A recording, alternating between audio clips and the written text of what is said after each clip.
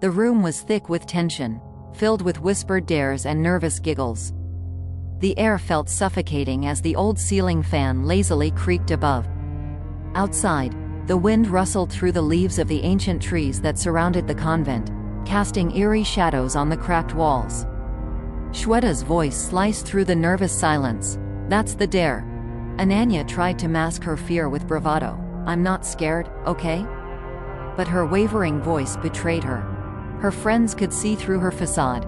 They knew she was terrified. The very thought of stepping out into the dark corridor, lit only by a flickering bulb near the staircase, made her stomach twist.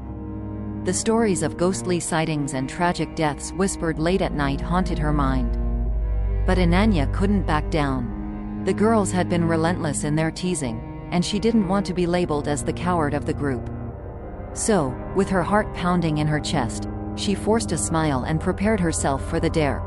"Let me get this straight," Ananya said, trying to keep her voice steady. "I have to leave through that door." She pointed at the creaky door leading into the unknown. "Turn left at the stairs, walk down the corridor, and return through the rear door, right?" "Yes." The girls chimed in unison, their excitement mixed with a tinge of fear.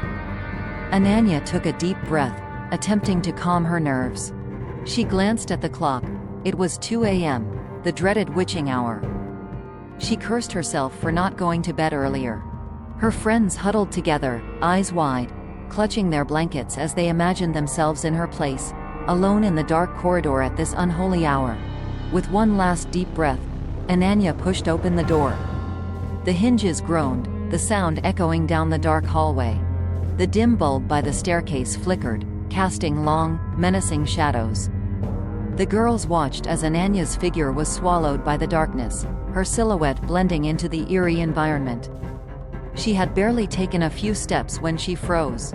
Her friends, watching from the room, leaned in closer, holding their breath. Ananya's silhouette stood motionless in the middle of the hallway, the darkness seeming to close in around her, almost alive. "Why isn't Ananya moving?" Shweta whispered, her voice tinged with fear. "I don't know, maybe she saw something?" Kanika replied, barely audible. "Ananya!" One of the girls called out, her voice trembling. But the silhouette remained still, as if frozen in place, or worse, as if it wasn't Ananya at all. Fear gripped the room.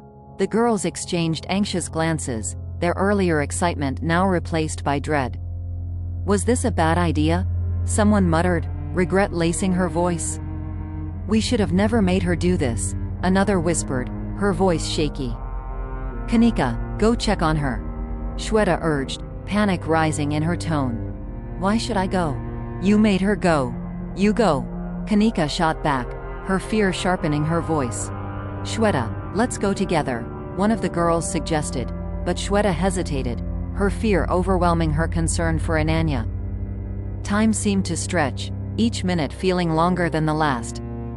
The girls remained huddled on the bed, eyes locked on the unmoving silhouette in the hallway, their hearts beating in unison, a silent drum of terror. Suddenly, the rear door creaked open. Ananya walked back into the room, her face flushed with triumph. "I did it," she announced, expecting cheers. Instead, the room erupted in shrieks of horror. The girls turned back toward the hallway, where Ananya's silhouette had stood moments ago. But it was gone. Ananya's smile faded as she looked around, bewildered by her friends' reactions. "What's wrong?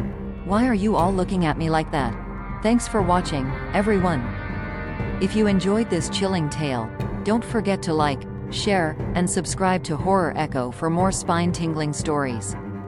Hit the bell icon to stay updated on our latest releases, and join our growing community of horror enthusiasts. Until next time, stay curious, stay brave, and remember, the darkness holds more than just shadows. Sleep tight. Shweta, the bravest among them, finally spoke, her voice trembling. "Ananya, if you just came in through the back door, then who, or what, was that standing in the corridor?" Ananya felt a chill run down her spine. She glanced at the door she had just entered from, then back at her friends. "I was fine. The corridor was empty.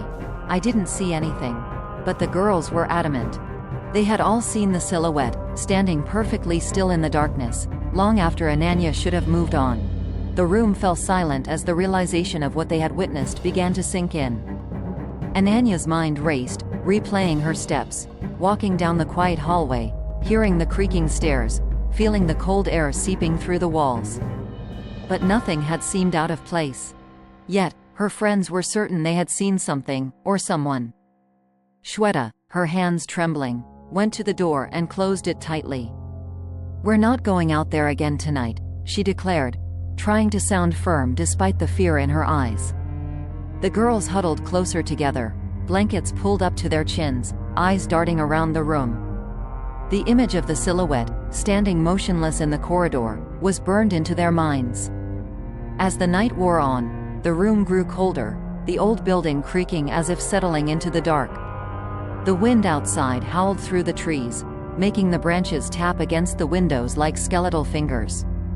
No one slept that night. The shadowy figure haunted their thoughts, a constant reminder of the unseen presence that lurked in the darkness. Ananya couldn't shake the eerie feeling that something had been watching her, something not of this world. Morning finally arrived, sunlight piercing through the heavy curtains. The girls, exhausted and on edge, hurriedly packed their things. They had decided to leave the convent early, the excitement of staying in a supposedly haunted building replaced by a desperate need to escape. As they gathered their belongings, Ananya noticed something odd. Her shoes, left by the door before the dare, were covered in dust and dirt, as if she had walked through an unused part of the building. But she hadn't. She had followed the route they had planned, down the hallway, around the back, and back into the room. There was no reason for her shoes to be so dirty. A shiver ran down her spine as she looked at her friends. "Did any of you go into the old wing last night?" They all shook their heads, their faces pale with fear. No one had dared to go near the abandoned part of the convent. Ananya's heart raced as she realized that something had indeed been with her in the corridor, something that had led her through a part of the building untouched for years. As they left the convent, none of the girls looked back.